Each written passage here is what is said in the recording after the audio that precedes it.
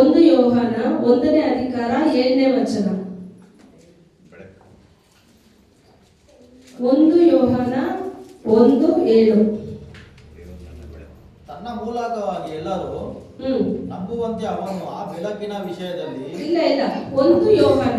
ಆದರೆ ಆತನು ಬೆಳಕಿನಲ್ಲಿರುವಂತೆಯೇ ನಾವು ಬೆಳಕಿನಲ್ಲಿ ನಡೆದರೆ ನಾವು ಒಬ್ಬರ ಸಂಗಡಲ್ಲೊಬ್ಬರು ಅನ್ಯೋನ್ಯತೆಯಲ್ಲಿದ್ದೇವೆ ಮತ್ತು ಆತನ ಮಗನಾದ ಯೇಸುವಿನ ರಕ್ತವು ಸಕಲ ಪಾಪವನ್ನು ನಿವಾರಣೆ ಮಾಡಿ ನಮ್ಮನ್ನು ಶುದ್ಧಿ ಮಾಡುತ್ತದೆ. Amen, amen, amen. ಯಾರ ರಕ್ತ ನಮ್ಮನ್ನ ಶುದ್ಧಿ ಮಾಡುತ್ತಂತೆ?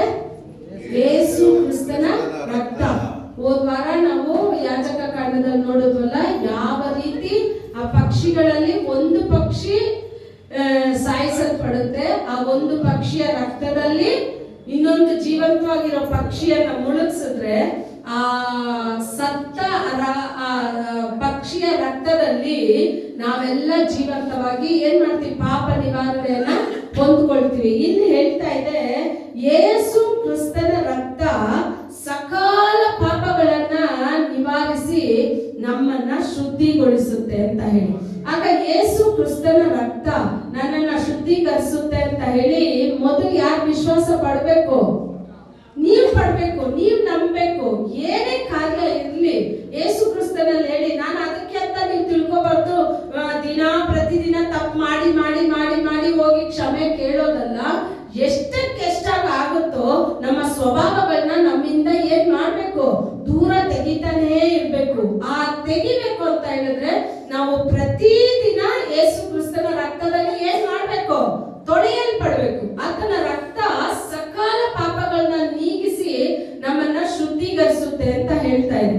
ಇವತ್ತು ಆತನ ಶರೀರದಲ್ಲಿ ಆತನ ರಕ್ತದಲ್ಲಿ ಪಾಲ್ಗೊಳ್ಳುವ ನಾವು ಎಲ್ಲಿ ಬಂದು ನಿಲ್ತೀವಿ ಅಂತ ಹೇಳಿದ್ರೆ, ನೀವು ನಿಮ್ಮನ್ನ ಒಬ್ರು ಔತಣಕ್ಕೆ ಕರೆದ್ರೆ ನೀವು ಎಲ್ಲಿ ಹೋಗ್ತೀರಾ? ಎಲ್ಲ ಔತಣಕ್ಕೆ ಹೋಗ್ತೀರ.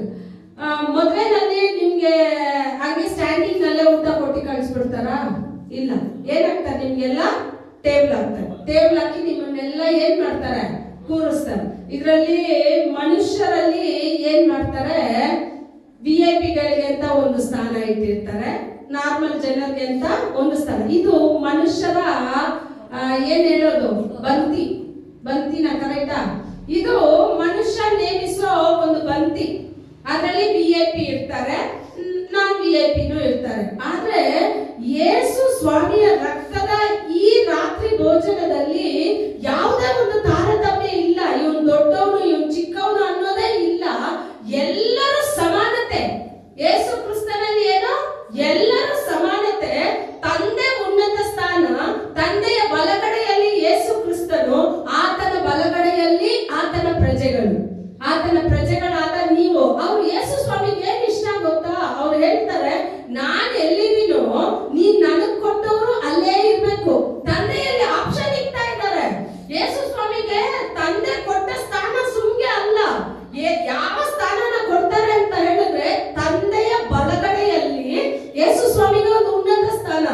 ಈಗ ಈ ಲೋಕದಿಂದ ಯೋಹಾನ, ನಾನು ಹೇಳೋ ಕಾರ್ಯ ಎಲ್ಲಿ ಬರುತ್ತಂದ್ರೆ ಯೋಹಾನ 14, ನಿಮ್ಮ ಮನೇಲಿ ಹೋಗೋದು ನೋಡಿ, ನಾರ್ಮಲ್ ಯೋಹಾನ ಗಾಸ್ಪಲ್ ಅಲ್ಲಿ ಬರ್ತಿಟ್ಕೊಳ್ಳಿ. ಅದ್ರಲ್ಲಿ ಹೇಳ್ತಾ ಇದೆ, ತಂದೆ ಹೇಳ್ತಾರೆ, ತಂದೆಯ ಬಲಗಡೆಯಲ್ಲಿ ಯೇಸು ಸ್ವಾಮಿ ಇದ್ದಾರೆ. ಯೇಸು ಸ್ವಾಮಿ ಹೇಳ್ತಾರೆ, ಅಪ್ಪ ನೀನ್ ನನ್ನಲ್ಲಿಯೂ ನಾನ್ ನಿನ್ನಲ್ಲಿಯೂ ಯಾವ ರೀತಿ ಒಂದಾಗಿ ಬೆರ್ತಿದೀವೋ, ನೀನ್ ನನಗ್ ಕೊಟ್ಟವ್ರು ನಮ್ಮಲ್ಲಿ ಬೆರ್ತಿರೋ ಅಂತ ನೀನು ಕೃಪೆ ಮಾಡು. ನನಗೆ ಯಾವ ಸ್ಥಾನ ಕೊಟ್ಟಿದ್ಯೋ ಅದೇ ಸ್ಥಾನನ ನನಗೆ ನೀನ್ ಕೊಟ್ಟ ಮಕ್ಕಳಿಗೂ ಇರ್ಬೇಕು ಅಂತ ಇಷ್ಟಪಡ್ತಾರೆ. ಯಾವತ್ತಾದ್ರೂ ನಾವು ನಮ್ ಸ್ಥಾನ ಬೇರೆಯವ್ರು ಕೊಡೋಕೆ ಇಷ್ಟಪಡ್ತೀವ? ಇಲ್ಲ. ಆದ್ರೆ ಯೇಸು ಸ್ವಾಮಿಯ ಪ್ರೀತಿ ನೋಡಿ, ನಾನು ಎಲ್ಲಿದ್ದೀನೋ, ಕುಮಾರನಾದ ನನಗೆ ನೀವು ಯಾವ ಸ್ಥಾನ ಕೊಟ್ಟಿದ್ದೀರೋ ಅದೇ ಸ್ಥಾನ ನನ್ನಲ್ಲಿ ವಿಶ್ವಾಸ ಇಟ್ಟು, ನನ್ನ ರಕ್ತದಲ್ಲಿ ವಿಶ್ವಾಸ ಇಟ್ಟು, ನನ್ನ ರಕ್ತದಲ್ಲಿ ಬಿಡುಗಡೆ ಇದೆ ಅಂತ ಹೇಳಿ ಯಾರೆಲ್ಲ ನಂಬ್ತಾರೋ ಅಷ್ಟು ಜನಕ್ಕೂ ನೀನ್ ನನಗ್ ಕೊಟ್ಟ ಸ್ಥಾನನೇ ಕೊಡ್ಬೇಕು ಅಂತ ಕೇಳ್ತಾರೆ. ಅದಕ್ಕೇನೆ ತಂದೆ ಹೇಳ್ತಾರೆ, ಇದರಲ್ಲಿ ಅನೇಕ ಸಾಮ್ಯಗಳನ್ನ ಪ್ಯಾರಬಲ್ಸ್ ನ ಬರ್ದೇ ಇರ್ತಾರೆ. ನೋಡ್ತೀವಲ್ಲ, ಒಂದು ಔತಣ ಸಿದ್ಧತೆ ಆಗಿದೆ.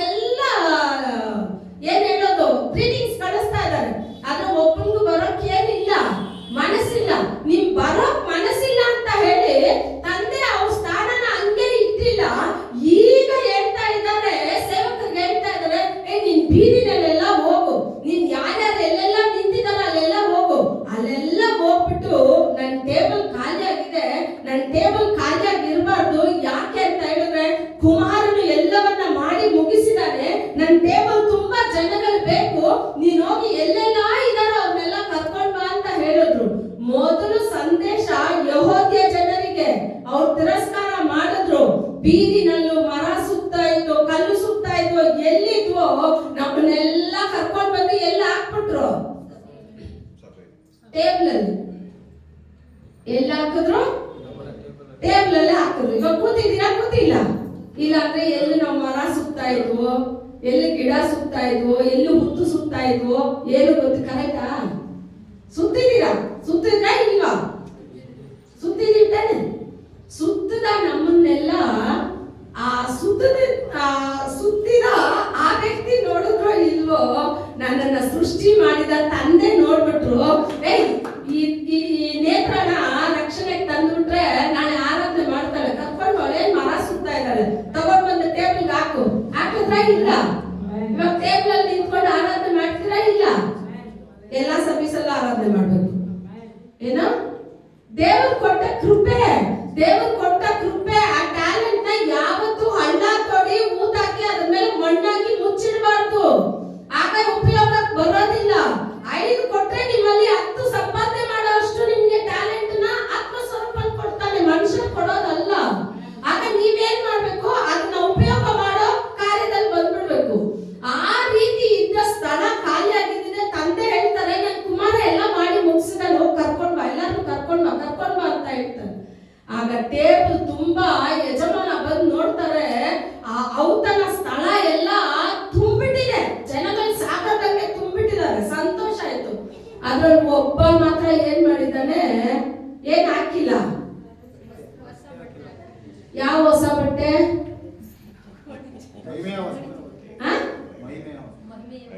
ನಿಮ್ಮನ್ನ ಔತಣಕ್ಕೆ ಯೇಸು ಸ್ವಾಮಿ ಕರೆಯುವಾಗ ನಿಮ್ ಹಳೆ ಬಟ್ಟೆನಲ್ಲೇ ಕರೆಯಲ್ಲ, ಹೊಸ ಬಟ್ಟೆ ನಿಮಗೆ ಧರಿಸ್ತಾರೆ. ಯಾವ್ದು ಅಂತ ಹೇಳಿದ್ರೆ, ಕುಮಾರನ ರಕ್ತದಿಂದ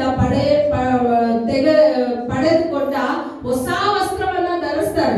ಅವ್ನು ಹೊಸ ವಸ್ತ್ರನ ಕೊಟ್ರೆ ಇದನ್ನ ಯಾಕೆ ಹಾಕೊಳ್ಳೋದು ಅಂತ ಬ್ಯಾಗ್ ಅಲ್ಲಿ ಇಟ್ಬಿಟ್ಟು ಒಳಗಡೆನೆ ಬಂದ್ಬಿಟ್ಟ. ತಂದೆ ಬಂದು ನೋಡ್ತಾರೆ, ಏನಿಲ್ಲ, ಕುಮಾರನ್ ಕೊಟ್ಟ ವಸ್ತ್ರ ಇಲ್ಲ ಅಂದ್ರೆ ಪರಲೋಕಕ್ಕೆ ಹೋಗಕ್ ಆಗೋದಿಲ್ಲ. ಕುಮಾರನ ವಸ್ತ್ರ ಬೇಕು ಅಂತ ಹೇಳಿದ್ರೆ ಕುಮಾರನ ಕರದಲ್ಲಿ ಅಡಗಿರ್ಬೇಕು, ಕುಮಾರನ ರಕ್ತದಲ್ಲಿ ತೊಳೆಯಲ್ಪಟ್ಟವರಾಗಿರ್ಬೇಕು. ಕುಮಾರನ ರಕ್ತ ಇಲ್ಲ ಅಂತ ಹೇಳಿದ್ರೆ ನಾವು ಹೋಗಕ್ ಆಗೋದಿಲ್ಲ. ನಾವೇನೋ ಹಂಗೆ ಹಿಂಗೆ ಮ್ಯಾನೇಜ್ ಮಾಡಿ, ಸಭೆ ನಡೆಸ್ಬಿಟ್ಟೆ, ಅದು ನಡೆಸ್ಬಿಟ್ಟೆ, ಇದು ಮಾಡ್ಬಿಟ್ಟೆ, ಇದು ಪಡ್ಕೊಂಡೆ, ಅದು ಪಡ್ಕೊಂಡೆ ಅಂತ ಹೇಳಿ ಹೋಗಿ ನಿಂತ್ರುನು ಕುಮಾರನ ವಸ್ತ್ರ ನನ್ನಲ್ಲಿ ಇಲ್ಲ ಅಂತ ಹೇಳಿದ್ರೆ ಸುಮ್ಗೆ ತಳ್ಳೋದಿಲ್ಲ. ಅದ್ರ ಬದಲು ರೋಡಲ್ಲಿ ಇದ್ರೇನೆ ವಾಸಿ ಆಗ್ತಾ ಇತ್ತು. ಯಜಮಾನ ಹೇಳ್ತಾರೆ, ಇವನ್ನ ತಗೊಂಡೋಗಿ ಕಾರ್ಗತ್ತಲಲ್ಲಿ ತಳ್ಳು, ಅಲ್ಲಿ ಕಟಕಟನೆ ಹಲ್ಲು ಕಡಿಯೋದು ಏನೇನೋ ಇರುತ್ತೆ, ಗೋಳಾಟ ಇರುತ್ತೆ, ಆ ಸ್ಥಳದಲ್ಲಿ ತಳ್ಳು ಅಂತ ಹೇಳ್ತಾರೆ. ಆಗ ಕುಮಾರನ ರಕ್ತವನ್ನ, ಆ ರಕ್ತದ ವಸ್ತ್ರವನ್ನ ಪ್ರತಿದಿನ ನಿಮ್ಮನ್ನ ಸೈತಾನ ಯಾವಾಗ ನೋಡಿ ಭಯ ಪಡ್ತಾನೆ ಅಂತ ತಿಳ್ಕೊಂತೀರಾ?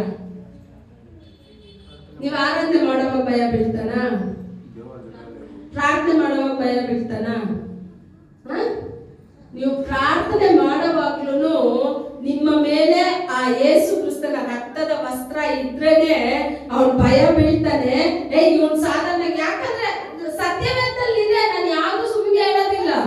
ಪೌಲನು ಒಂದ್ಸಲ ಪ್ರಸಂಗ ಮಾಡ್ತಾ ಇದ್ದಾರೆ, ಏನ್ ಹೇಳೋದು, ಯಾಜಕರ 7 ಜನ ಮಕ್ಕಳು ಬಂದ್ಬಿಟ್ಟು ಒಂದ್ ದೆವ್ವ ನೋಡ್ಸೋಕ್ ಬಂದು ನಿಂತ್ಕೊಂಡಿದ್ದಾರೆ. ಅವ್ರು ಬಂದು ಯೇಸು ಸ್ವಾಮಿ ಹೆಸರಿನಲ್ಲಿ ನೋಡಿಸ್ತೀನಿ ಅಂದ್ರೆ ಸೈತಾನ ಹೇಳ್ತಾರೆ, ಯೇಸು ಸ್ವಾಮಿನೂ ನನಗ್ ಗೊತ್ತು, ಪೌಲು ನನಗ್ ಗೊತ್ತು, ನೀನ್ ಯಾರು ಅಂತ ಕೇಳುತ್ತೆ. 7 ಜನನು ಬಟ್ಟೆ ಗಿಟ್ಟೆಲ್ಲ ಬಿಚ್ಚಿ ಓಡೋ ತರ ಮಾಡ್ಬಿಡುತ್ತೆ. ಸುಮ್ನೆ ಅಲ್ಲ.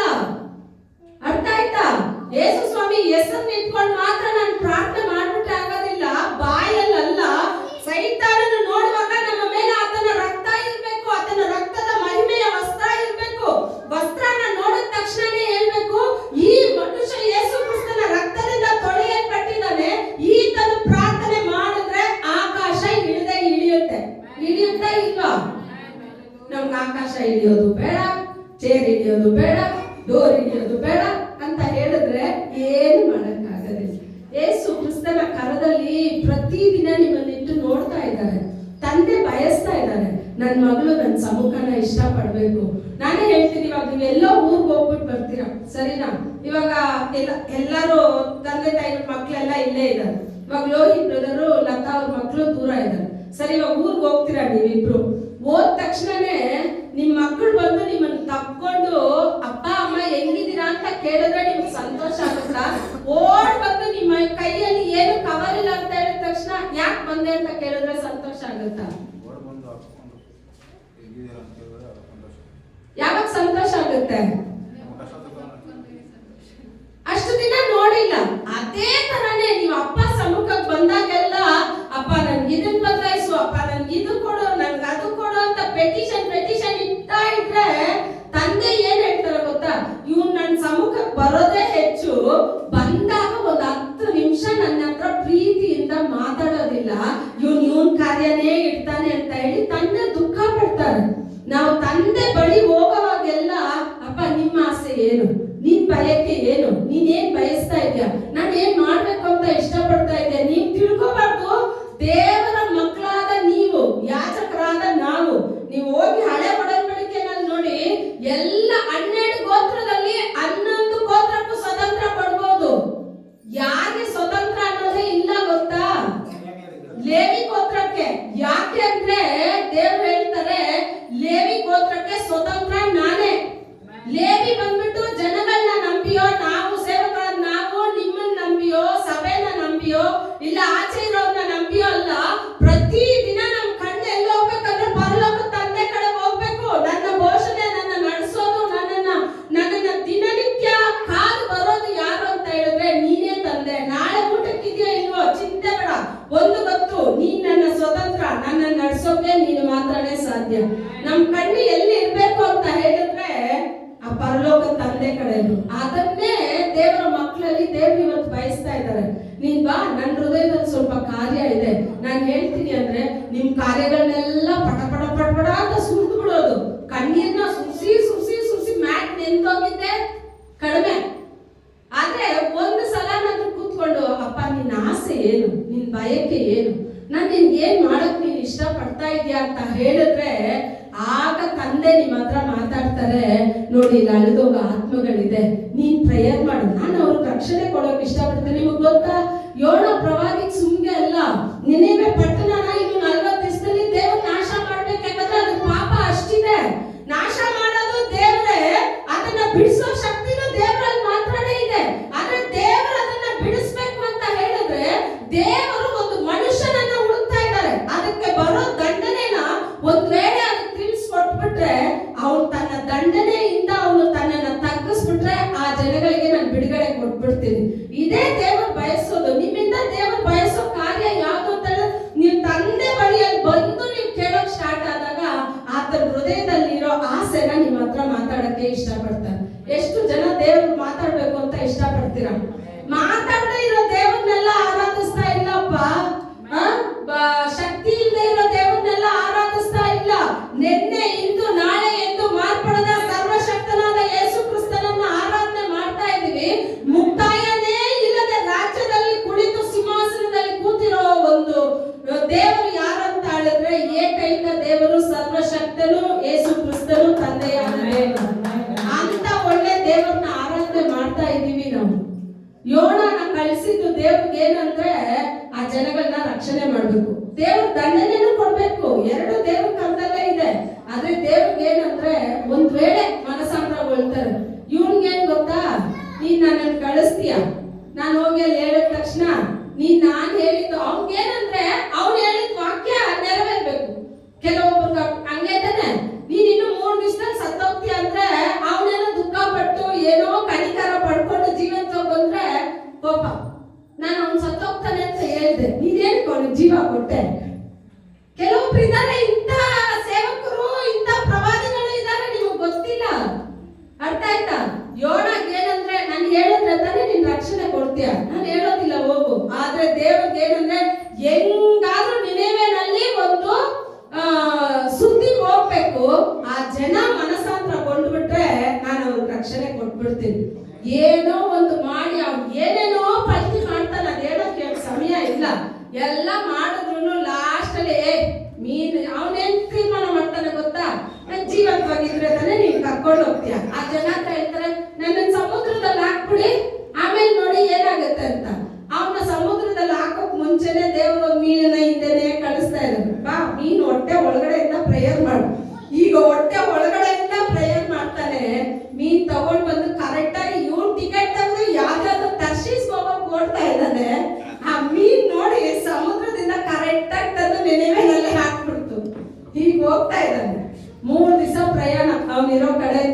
ಹೋಗ್ಬಿಟ್ಟು ಹೇಳ್ತಾನೆ, ಇನ್ನು 40 ದಿವಸ ಅಷ್ಟೇ. ಅವ್ನು ಹೇಳೋದು, ನೀವು ಅದನ್ನ ಓದ್ ನೋಡಿ, ಎಷ್ಟು ಚೆನ್ನಾಗಿರುತ್ತೆ ಗೊತ್ತಾ. ಪುಸ್ತಕ ಅಲ್ಲ, 10-15 ಸಾರಿ ಓದಿದ್ರು ದಾಹ ತೀರಲ್ಲ ನಿಮ್ಗೆ. ಅಂತ ಒಂದು ವಾಕ್ಯಗಳು ದೇವರ ವಚನ. ಅದಕ್ಕೆ ಹೇಳೋದು, ಜೇನಿನ ರುಚಿಗಿಂತ ಸವಿಯಾದ ಭಾಗ್ಯವು ಯಾವುದು ಅಂತ ಹೇಳಿದ್ರೆ ದೇವರ ವಚನಗಳು. ಈಗ ಲೋಕ ಹೇಳ್ತಾನೆ, ಇನ್ನು 40 ದಿವಸ ನೀವೇನ್ ಆಗ್ತೀರಾ ಎಲ್ಲರೂ ಸರ್ವನಾಶ. ದೇವ್ರು ಹೇಳ್ಬಿಟ್ರು ಎಲ್ಲ ಡಿಸ್ಟ್ರಾಯ್ ಆಗುತ್ತೆ. ಎಲ್ಲ ಹೇಳ್ಬಿಟ್ಟು ಹೋಗಿ ಸಮುದ್ರದ ತೀರದಲ್ಲಿ ಕೂತ್ಕೊಂಡಿದ್ದಾನೆ, ಏನ್ ನಡೆಯುತ್ತೆ ಅಂತ ನೋಡೋಕೆ. ಸ್ವಲ್ಪ 40 ದಿವಸದಲ್ಲಿ 20 ದಿವಸನೂ ಹೆಚ್ಚಿಗೆ ಆಗಿಲ್ಲ. 3 ದಿವಸ ದೇವರು ಆ ನೆನೆವೆ ಪಟ್ಟಣಕ್ಕೆ ಮನ ಮರುಬಿಟ್ರು. ಯಾಕೆ ಅಂತ ಹೇಳಿದ್ರೆ ಅದ್ರಲ್ಲಿರೋ ರಾಜ ಮನುಷ್ಯರು, ನೀವು ನಂಬ್ತಿರೋ ಬಿಡ್ತಿರೋ, ನಾಯಿಗೂ ಊಟ ಇಲ್ಲ, ಹಸುಗಳಿಗೂ ಊಟ ಇಲ್ಲ, ಪ್ರಾಣಿ ಪಕ್ಷಿ ಯಾವ್ದಾದ್ರಿಗೆ ಎಲ್ಲ ಉಪವಾಸ. ಎಷ್ಟು ದಿನ? 3 ದಿವಸ. ನಾಶನದಿಂದ ದೇವರು 3 ದಿವಸದ ಒಳಗಡೆ ಯಾವ ಪಟ್ಟಣನ ರಕ್ಷಣೆಗೆ ತಂದ್ಬಿಟ್ರು ಅಂತ ಹೇಳಿದ್ರೆ ನೆನೆವೆ ಪಟ್ಟಣನ. ಆ ನಾಶನದಿಂದ ನಮ್ಮ ದೇಶವನ್ನ, ನಮ್ಮ ರಾಜ್ಯವನ್ನ ತರಬೇಕು ಅನ್ನೋದೇ ದೇವ್ರ ಇಷ್ಟ. ಅದನ್ನ ಯಾರು ನೀವೆಲ್ಲ ಅಂತ ಹೇಳಿದ್ರೆ ನೀವೆಲ್ಲ ನೀವೆಲ್ಲ ಸಂದೇಶ ತಗೊಂಡೋಗಿ ಸಂದೇಶ ಕೊಟ್ಟು ಜನಗಳನ್ನ ಪಾಪದಿಂದನೂ ಜನಗಳನ್ನ ಏನ್ ಹೇಳೋದು, ನರಕದಿಂದ ರಕ್ಷಣೆ ಮಾಡೋ ಪಾತ್ರಗಳು ನೀವೆಲ್ಲ. ನಾನ್ ರಕ್ಷಣೆ ಮಾಡೋದು ಬೇಡ, ಏನು ಮಾಡೋದು ಬೇಡ, ಹಿಂಗೆ ಇರ್ತೀನಿ ಅಂದ್ರೆ ದೇವ್ರ ಏನಾದ್ರು ಮಾಡಕ್ಕಾಗತ್ತಾ? ನೆನೆವೆ ಪಟ್ಟಣ ನಾಶ ಆಗಿಲ್ಲ ಅಂತ ಹೇಳಿ ತುಂಬಾ ದುಃಖ ಯಾರಿಗಾಗಿದ್ದು ಅಂದ್ರೆ ಯೋಣಾಗಾಯ್ತು. ನಾನು ಆವತ್ತೇ ಹೇಳ್ದೆ ತಾನೆ, ನಾನು ಅದಕ್ಕೆ ಹೋಗಲ್ಲ ಅಂತ ಹೇಳಿ. ನೀವೇನ್ ಮಾಡಿದ್ರಿ? ನನ್ನನ್ನು ಕಳ್ಸಿದ್ರಿ. ಈಗ ನೀವೇನ್ ಮಾಡಿಲ್ಲ, ನಾಶ ಮಾಡಿಲ್ಲ. ಯೇಸು ಸ್ವಾಮಿ ಅವ್ರಿಗೂ ತೋರ್ಪಡಿಸಕ್ಕೆ ಎಷ್ಟೇ 1,20,000 ನಾನು ಅವ್ರನ್ನ ರಕ್ಷಣೆ ಮಾಡಿಲ್ಲ ಅಂದ್ರೆ ಎಡಗೈಗೂ ಬಲಗೈಗೂ ವ್ಯತ್ಯಾಸ ಇಲ್ಲದೆ ಇರೋ ಜನ. ನೀನೇನಾದ್ರೂ ಮಾಡು, ನನ್ಗೆ ಅದ್ರ ಬಗ್ಗೆ ಚಿಂತೆ ಇಲ್ಲ. ನಾನಂತೂ ಯಾಕೆ ಇಷ್ಟು ಕೋಪ ಆಗಿದೆ? ಯೇಸು ಸ್ವಾಮಿ ನೋಡಿ, ಅವನನ್ನು ಬಿಟ್ಟಿಲ್ಲ. ಅವನ ಹತ್ರ ಎಷ್ಟು ಸರ್ವಶಕ್ತನಾದ ದೇವರು, ಎಷ್ಟು ನ್ಯಾಚುರಲ್ ಆಗಿ ಎಷ್ಟು ಇದಾಗಿ ಸಂಬಂಧ ಬೆಳೆಸ್ತಾ ಇದಾರೆ. ಅವನ ಹತ್ರ ಹೇಳ್ತಾರೆ, ಯಾಕೋ ಕೋಪ ಆಗಿದೆ ಅಂದ್ರೆ, ನಾನು ಹಂಗೆ ಕೋಪ ಆಗಿರ್ತೀನಿ, ಸಾಯೋವರೆಗೂ ಕೋಪ ಆಗಿರ್ತೀನಿ, ನೀನ್ ಬಿಟ್ಬಿಡು. ಅವಾಗ ಅವರಿಬ್ರು ಕಾನ್ವರ್ಸೇಷನ್ ಎಷ್ಟು ಚೆನ್ನಾಗಿರುತ್ತೆ ಅಂತ ಯೋಚನೆ ಮಾಡಿ. ದೇವರಲ್ಲಿ ಈ ತರ ಬೆಳಿಬೇಕು, ದೇವ್ರ ಹತ್ರ ಆ ರೀತಿ ಪ್ರೀತಿಯಲ್ಲಿ ಬರ್ಬೇಕು. ಅಪ್ಪ ನಾವು ಪ್ರತಿ ಬಾರಿ ನಿಮ್ಗೆ ಹೇಳ್ಕೊಡೋದೇನು ಅಂತ ಹೇಳಿದ್ರೆ, ದನ, ಕುರಿ, ಹಸು, ಪಾರಿವಾಳ ಈ ರಕ್ತದಲ್ಲಿ ಸೇವೆ ಮಾಡಿದ್ರು ಅವರೆಲ್ಲ. ನೀವೆಲ್ಲ ಕುರಿ, ದನ, ಪಾರಿವಾಳ, ಪಶುಗಳು ಇದರ ರಕ್ತದಲ್ಲಿ ನೀವು ಸೇವೆ ಮಾಡ್ತಾ ಇಲ್ಲ. ನೀವು ಉನ್ನತವಾದ ಒಂದೇ ಸಾರಿ ರಕ್ತವನ್ನ ಸುರಿಸಿ ಒಂದೇ ಸಾರಿ ವಿಮುಖನನ್ನಾಗಿ ಮಾಡಿದ ಸರ್ವಶಕ್ತನಾದ ಪರಿಶುದ್ಧ ಏಕೈಕ ದೇವರಾದ ಯೇಸು ಕ್ರಿಸ್ತನ ರಕ್ತದಲ್ಲಿ ನೀವು ಸೇವೆ ಮಾಡ್ತಾ ಇದ್ದೀರಿ. ಈ ರಕ್ತಕ್ಕೆ, ಈ ನಾಮಕ್ಕೆ ಆಕಾಶ, ಭೂಮಿ ಕೆಳಗಡೆ ಇರೋ ಸಮಸ್ತವು ಮೊಣಕಾಲಾಗಬೇಕು. ಅಂತ ಉನ್ನತ ದೇವರ ರಕ್ತದಲ್ಲಿ ಸೇವೆ ಮಾಡೋ ನೀವು ಕೇಳಿದ್ರೆ ಈ ಸುತ್ತಲೂ ಇರೋ ಜನಾಂಗಗಳನ್ನ ತಂದು ದೇವರು ಹಾಕೋದಿಲ್ವಾ? ಹಾಕೋದಿಲ್ವಾ? ಮೋಶೆ ಹೋಗಿ ದೇವ್ರ ಹತ್ರ ಹೇಳ್ತಾನೆ, ದೇವ್ರ ಇವರೆಲ್ಲ ಮಾಂಸ ಕೇಳ್ತಾ ಇದಾರೆ, ಸಮುದ್ರದಲ್ಲಿರೋ ಅಷ್ಟು ಮೀನುಗಳನ್ನ ತಂದ್ರು ಇವ್ರಿಗೆ ಸಾಕಾಗಲ್ಲಪ್ಪ ಅಂತ ಹೇಳ್ತಾರೆ. ದೇವ್ರ ಮೋಶೆ ಹತ್ರ ಹೇಳ್ತಾರೆ, ಮೋಶೆ ನನ್ ಕೈ ಏನು, ಎನ್ ಕೈಯನ್ನ ಕುರುಗಿ ಬೆಚ್ಚ ಮೋಸೆ ಏನಂತಾರೆ, ನನ್ ಕೈ ಏನು ಮೋಟಗೆ ಅಂತ ತಿಳ್ಕೊಂಡ. ನೀನ್ ಸುಮ್ಮನೆ ಇರೋ, ನೀನ್ ನೋಡಿ ಹೆಂಗ್ ಬರುತ್ತೆ ಅಂತ. ಒಂದು ಗಾಳಿ ಬಂತು, ಆ ಗಾಳಿನಲ್ಲಿ ಸಮುದ್ರದ ಕಡೆಯಿಂದ ಆ ಎಲ್ಲಾ ಕಾಡುಗಳನ್ನ ತಂದು ಹಾಕ್ತು. ನೋಡಿ, ಅವ್ರಿರೋ ಅರಣ್ಯ, ಅವ್ರಿರೋ ಸ್ಥಳ ಎಲ್ಲ ದಾಟಿ ಅರಣ್ಯದಲ್ಲಿ ಕುಷ್ಠರೋಗಿಗಳು ದೂರ ಇರ್ತಾರಲ್ಲ, ಅದುವರೆಗೂ ತಗೊಂಡು ಹಾಕ್ಬಿಡ್ತು. ಆದ್ರೆ ಅದ್ರಲ್ಲಿ ಒಂದು ಏನಂತ ಹೇಳಿದ್ರೆ, ಗುಣಗುಟ್ಟಿ ಮಾಂಸನ ಕೇಳಿದ್ರಲ್ಲ, ಅವರೆಲ್ಲ ಮಾಂಸ ಬಾಯಿನಲ್ಲಿ ಇಟ್ಕೊಂಡು ಇನ್ನು ಗಂಟಲ್ವರೆಗೂ ಹೋಗಿಲ್ಲ. ಏನಾದ್ರು ಗುಣಗುಟ್ಟಿ ಯಾವುದನ್ನ ಯೇಸು ಸ್ವಾಮಿ ಹತ್ರ ನಾವು ಪಡ್ಕೊಳ್ಳೋಕೆ ಆಗೋದಿಲ್ಲ. ಯೇಸು ಸ್ವಾಮಿಯ ಸಮ್ಮುಖದಲ್ಲಿ ಪ್ರೀತಿಯಿಂದ ಯಾವ ರೀತಿ ಅಂದ್ರೆ ನಮ್ಮನ್ನ ತಗ್ಗಿಸಿ ಆತನ ಪಾದನ ಮುದ್ದಿಟ್ಟು ಆತನಲ್ಲಿ ಪಡ್ಕೋಬೇಕು. ಅದಕ್ಕೆ ಹೇಳೋದು, ಎಲ್ಲೆಲ್ಲ ಆ ಸ್ತ್ರೀ ಯಾವ ರೀತಿ ದೇವರ ಪಾದನ ತೊಳೆದ್ಲು ಆ ಕಾರ್ಯ ಕೇಳ್ತಾ ಇದೆ.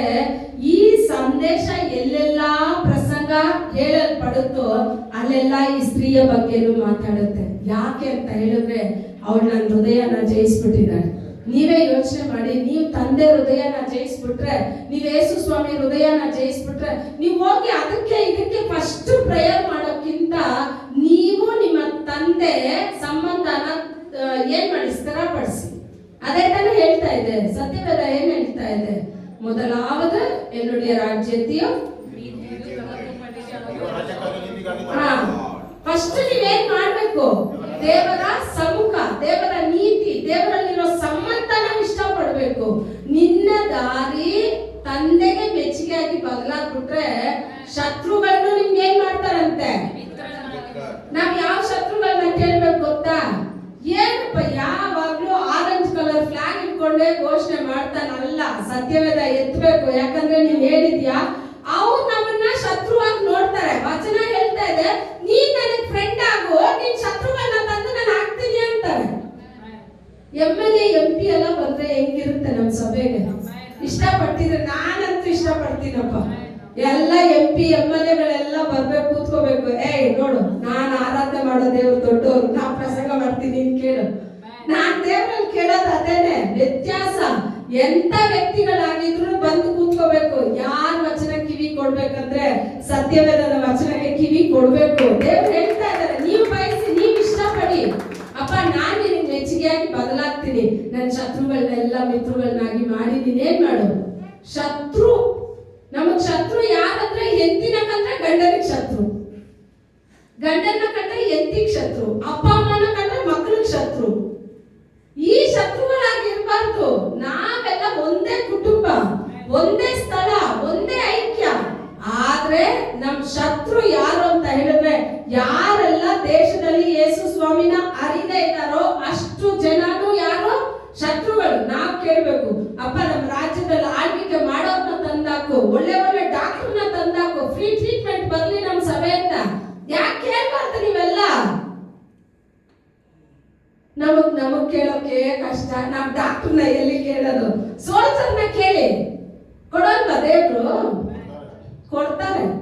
ಫಾರ್ಮರ್ಸ್ನ ಕೇಳಿ, ರೈತರಲ್ಲ ಕೇಳಿ. ಸೊ ಸಭೆಗೆ ದೊಡ್ಡ ಸ್ಥಳ ತಗೊಂಡಾದ್ಮೇಲೆ ರೈತರನ್ನಿಟ್ಟು ಸುತ್ತಲೂ ಏನ್ ಮಾಡ್ಬಿಡೋಣ? ಬೆಲೆ ಬೆಳೆದ್ಬಿಡೋಣ. ಹಾಸ್ಟೆಲ್ಗೆ ಊಟ ಹಾಕಕ್ಕಾಗುತ್ತೆ. ಎಲ್ಲ ಇಷ್ಟಪಡ್ಬೇಕು. ಯಾಕೆ ಅಂತ ಹೇಳಿದ್ರೆ ತಮಿಳಲ್ಲಿ ಹೇಳುತ್ತೆ, ಭೂಮಿಯು ಅದು ನೆರೆಯು ಕರ್ತರುಡೆಯದು. ಏನಂತೆ? ಭೂಮಿಯು ಅದರಲ್ಲಿರೋ ಸಮಸ್ತವು ಯಾರ್ದಂತೆ? ಯೆಹೋವನದು. ಈ ಭೂಮಿಗೆ ಸ್ವಂತ ಯಾರು? ನನ್ನ ಆಸ್ತಿ ನಾನ್ ಪಡ್ಕೊಳ್ಳೋಕೆ ಆಗ್ತಾ ಇಲ್ಲ. ಅರ್ಥ ಆಯ್ತಾ ನಿಮ್ಗೆ? ನನ್ನ ಆಸ್ತಿನ ನಾನ್ ಕೇಳ್ಬೇಕು. ಅಪ್ಪ ನೀನ್ ಹೇಳಿದ್ಯಾ ಜನಾಂಗನ ಕೊಡ್ತೀನಿ ಅಂತ, ಜನಗಳನ್ನ ಕೊಡ್ತೀನಿ ಅಂತ. ನಾನ್ ನಿನಗೆ ಮೆಚ್ಚುಗೆ ಬದಲಾಗ್ಬಿಡ್ತೀನಿ, ನನ್ಗೆ ಈ ಸ್ಥಳ ಸಾಲದಷ್ಟು ಸ್ವಂತ ಸಭೆನ ಕೊಟ್ಬಿಡು ಅಂತ ನೀವ್ ಕೇಳಿ, ಭೂಮಿಯು ಅದನ್ನೆಲ್ಲ ಕರ್ತರುಡೆ ಖಂಡಿತ ಕೊಡ್ತಾರೆ. ನಿಮ್ಗೆ ಕೆಲಸ ಮಾಡಕ್ ಟೈಮ್ ಇರಲ್ಲ. ನೀವು ಬೆಳಗ್ಗೆ 5:30 ಒಂದು ಆರಾಧನೆಗೆ ಬಂದ್ಬಿಟ್ರೆ 8:30 ಬರೋ ಆರಾಧನೆ ರಶ್ಮ ಒಂದು ಕಾಫಿ ಮಾತ್ರ ಕುಡ್ದ್ಬಿಟ್ಟು ಬಂದು 9:30 ಆರಾಧನೆಗೆ ರೆಡಿಯಾಗಿ ಇರ್ಬೇಕು. ನಾನೆಲ್ಲ ಇಷ್ಟಪಡೋದು ಇಷ್ಟೇ, ದೇವರಲ್ಲಿ ಕೇಳೋದು ಅಷ್ಟೇ. ಜೀವ ಇರೋವರೆಗೂ ಕೂತ್ಕೋಬಾರ್ದು, ನಿನಗೋಸ್ಕರ ಓಡ್ತಾನೆ ಇರ್ಬೇಕು. ಯಾಕಂದ್ರೆ ನಮ್ ಜೀವಮಾನ ಪೂರ್ತಿ ಸೇವೆ ಮಾಡಿದ್ರು ಇವ್ರ ಋಣನ ನಮ್ಮಿಂದ ತೀರ್ಸಕ್ಕೆ ಆಗದೇ ಇಲ್ಲ. ದೇವರ ಋಣನ ತೀರ್ಸಕ್ಕಾಗತ್ತಾ? ಆಗದೇ. ಆಗ ನಮ್ಮ ಜೀವಮಾನ ಪೂರ್ತಿ ಹೇಳೋಣ, ನಿನಗೋಸ್ಕರ ಓಡ್ತೀನಿ, ನಿನ್ನ ನಾಮದ ಮಹಿಮೆಗೋಸ್ಕರ ಬಾಳ್ತೀನಿ. ನನ್ನ ಮುಖಾಂತರ ನನ್ನ ಯೇಸು ಕ್ರಿಸ್ತನ ನಾಮ ಯಾವಾಗ್ಲೂ ಭೂಮಿನಲ್ಲಿ ಏನಾಗಬಾರ್ದು? ದೂಷಣೆ ಆಗ್ಬಾರ್ದು. ನನ್ನ ಮುಖಾಂತರ ನನ್ನ ತಂದೆ ಯಾವಾಗ್ಲೂ ಸಂತೋಷ ಪಡ್ಬೇಕು. ಎಷ್ಟು ಜನ ಇಷ್ಟಪಡ್ತೀರಾ ನಿಮ್ ಮುಖಾಂತರ ತಂದೆ ಇಷ್ಟಪಡ್ಬೇಕು ಅಂತ? ಇಷ್ಟಪಡ್ತೀರಾ? ಖಂಡಿತ ಇಷ್ಟಪಟ್ಟು ದೇವರ ಸಮ್ಮುಖನ ಬಯಸಿ ಬನ್ನಿ. ಯಾರು ಬರ್ತಾರೋ ಬರಲ್ವೋ ಚಿಂತೆ ಪಡ್ಬೇಡಿ. ಒಬ್ರಾದ್ರೂ ಬಂದು ಆರಾಧನೆ ಮಾಡಿ ನೋಡಿ ತಂದೆಯ ಪ್ರಸನ್ನತೆ ಇಳಿಯುತ್ತಾ ಇಲ್ವಾ ಅಂತ. ನೀವೇ ಯಾರಾದ್ರೂ ಬಂದ್ರೆ ಬರಲ್ಲ ಅಂತೀರಾ?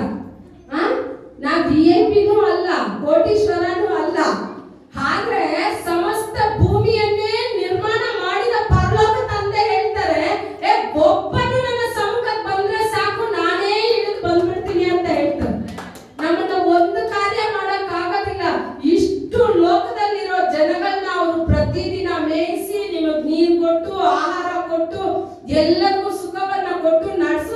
ನಿಮ್ಗೆ ಎಷ್ಟು ಕೆಲಸ ಇದೆ, ಅಷ್ಟು ಕೆಲಸಗಳನ್ನ ಬಿಟ್ಟು ನೀವು ಕರ್ತ ಮಾತ್ರಕ್ಕೆ ಅವ್ರು ಇಳಿದು ಬರ್ತಾರೆ ಅಂತ ಹೇಳಿದ್ರೆ ಅವ್ರು ನಿಮ್ಮ ಮೇಲಿಟ್ಟ ಪ್ರೀತಿ, ಆತನ ಸಭೆ ಕೊಟ್ಟಿರೋ ಆತನ ತ್ಯಾಗ, ಅದನ್ನ ನೆನೆಸಿ ಈ ಬಂತಿನಲ್ಲಿ ಬಂದು ನೀವೆಲ್ಲ ಪಾಲ್ಗೊಳ್ಳುವಾಗ ಹೇಳಿ, ನನಗೆ ಅರ್ಹತೆ ಇಲ್ಲ ದೇವ್ರೆ, ಅರ್ಹತೆ ಇಲ್ಲದೆ ಇರೋ ನನಗೆ ನಿನ್ನ ಸಮ್ಮುಖಕ್ಕೆ ಬರೋ ಅರ್ಹತೆನ ಕೊಟ್ಟಿದ್ಯಾ, ಅರ್ಹತೆ ಇಲ್ಲದೆ ಇರೋ ನನಗೆ ನಿನ್ನ ರಕ್ತದಲ್ಲಿ ನಿನ್ನ ಶರೀರದಲ್ಲಿ ಪಾಲಾಗುವ ಒಂದು ಅವಕಾಶನ ಕೊಟ್ಟಿದ್ಯಾ, ಇದನ್ನ ನಾನು ಭಯಭಕ್ತಿಯಿಂದ ತಗೊಂತೀನಿ ಅಂತ ಹೇಳಿ ಆ ರಕ್ತದಲ್ಲಿ ಆ ಪವಿತ್ರ ಭೋಜನದಲ್ಲಿ ನೀವು ಕರ ಇಕ್ಕಿ ದೇವರು ನಿಮ್ಮನ್ನ ಹೆಚ್ಚೆಚ್ಚಾಗಿ ಆಶೀರ್ವದಿಸ್ಲಿ. ಆಮೇಲೆ